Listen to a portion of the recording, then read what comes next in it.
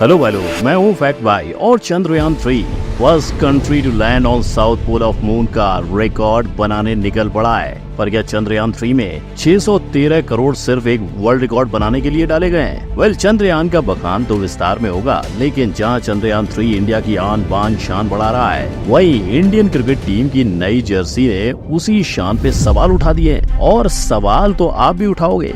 सोच पर, big boss की बेबिका की समझदारी पर चिनो ने लाइव शो में कर डाला फुकरा इंसान के बड़े भाई ट्रिगर्ड इंसान को प्रपोज। ट्रिगर्ड इंसान, Honey, you know I love you, yeah. तो क्या अब बेबिका बनेंगी अभिषेक की भाभी?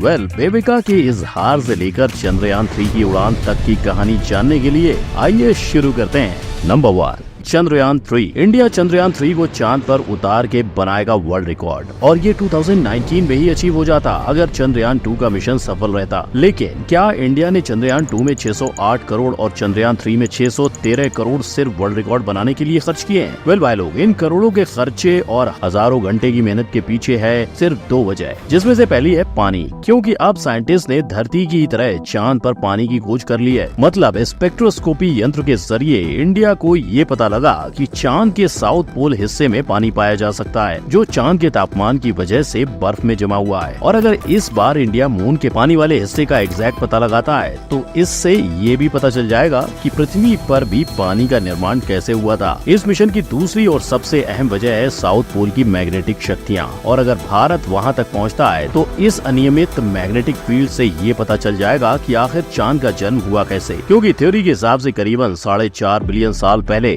थिया नामक प्राचीन ग्रह ने धरती यानी अर्थ से टक्कर ली थी, और इस टक्कर से ही चांद का जन्म हुआ था। अब ये थ्योरी चाहे सच हो, लेकिन भारत प्रैक्टिकली प्रूव करके इस थ्योरी को दुनिया के सामने लाएगा। मगर जब इसी की तलाश में एवेंजर्स एंड गेम के आधे बजट से भी कम में बने चंद्रयान 2 के मिशन को चांद पर भेजा गया, तो विक्रम रोवर के कनेक्शन टूटने की वजह से चंद्रयान 2 का मिशन फेल हो गया। लेकिन हार मानने की जगह पे 2019 से 2023 तक साइंटिस्ट ने कड़ी मेहनत की। चाहे आज तक चांद पर कई देशों ने अपने कदम रखे हों, लेकिन सिर्फ 3 ऐसी कंट्रीज हैं जो मून पर रोवर की सॉफ्ट लैंडिंग कर पाई हैं, और चंद्रयान 3 की सफलता से भारत ऐसी चौथी कंट्री बनेगा। लेकिन किंतु परंतु बंधु, इस सब की शुरुआत 2008 में हुए चंद्रयान 1 के मिशन से हुई थी। भारत का पहला मून मिशन होने के कारण इसमें 11 वैज्ञानिक इंस्ट्रूमेंट ले जाए गए थे, जो यूएसए, यूके, जर्मनी, स्वीडन और बुल्गारिया में बनाए गए थे।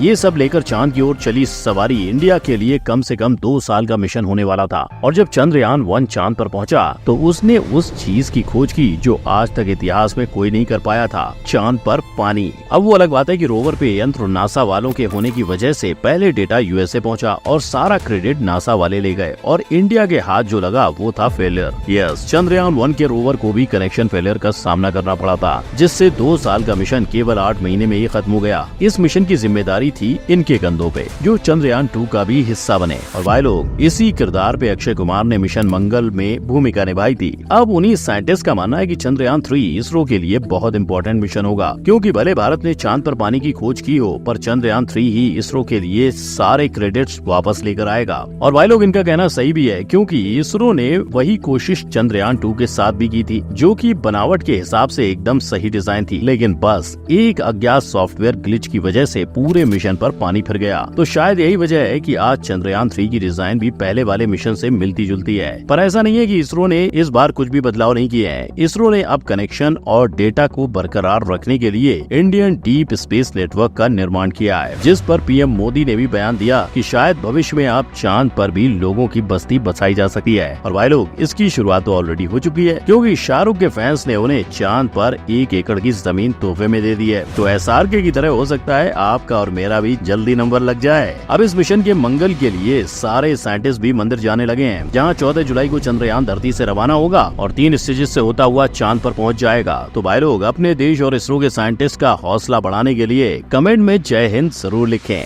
नंबर 2, इंडियन जर्सी पर भड़के फैंस। आज तक आपने इंडियन टीम को सिर्फ ब्लू रंग की जर्सी में ही देखा है। इतना ही नहीं, इंडियन टीम की हॉकी और फुटबॉल की जर्सी भी नीली है। पर आखिर क्यों? तो इसका जवाब है हमारा नेशनल फ्लैग। अब आप सोच रहे होंगे कि आखिर हमारी जर्सी ऑरेंज या ग्रीन क्यों नहीं? तो भाई लोग, साहसी भगवा रंग हम हर बार पॉलिटिकल मामलों में यूज करते हैं, और हरे रंग की जर्सी तो ऑलरेडी एक टीम की है ही। इसी वजह से अशोक चक्र के नीले रंग को रिप्रेजेंट करने के लिए हम हर बार ब्लू जर्सी चुनते हैं। लेकिन अभी बनी नई टेस्ट की जर्सी को देख कई फैंस नाराज हो गए। इन सब में सबसे बड़ा दोष ड्रीम 11 के लोगों को दिया जा रहा है। जिस राइट्स को खरीदने के लिए कंपनी ने बीसीसीआई को 358 करोड़ दिए थे और बीसीसीआई पर इंडिया का नाम हटाने पर भी कई सवाल उठे, जहां एक ने तो ये तक कह दिया कि सबसे बदसूरत जर्सी में से एक है, क्योंकि जब एडिडास इंडिया की किट स्पॉन्सर बना तो लोगों को कुछ इस तरह की उम्मीद थी। मगर जो भी हो, इस वजह से हमारा इंडियन टीम का सपोर्ट कम नहीं होना चाहिए, क्योंकि ये है दुनिया हिला देने वाली इंडियन टीम। नंबर 3, एक माफी के पीछे की रामायण। ये थे मनोज जो ऑडियंस को दोष दे रहे थे और अब वो हो गए ऐसे जो ऑडियंस से माफी मांग रहे हैं। पर कुछ दिन पहले तक अपनी लेखनी का बचाव करने वाले मनोज का अचानक से हृदय परिवर्तन कैसे?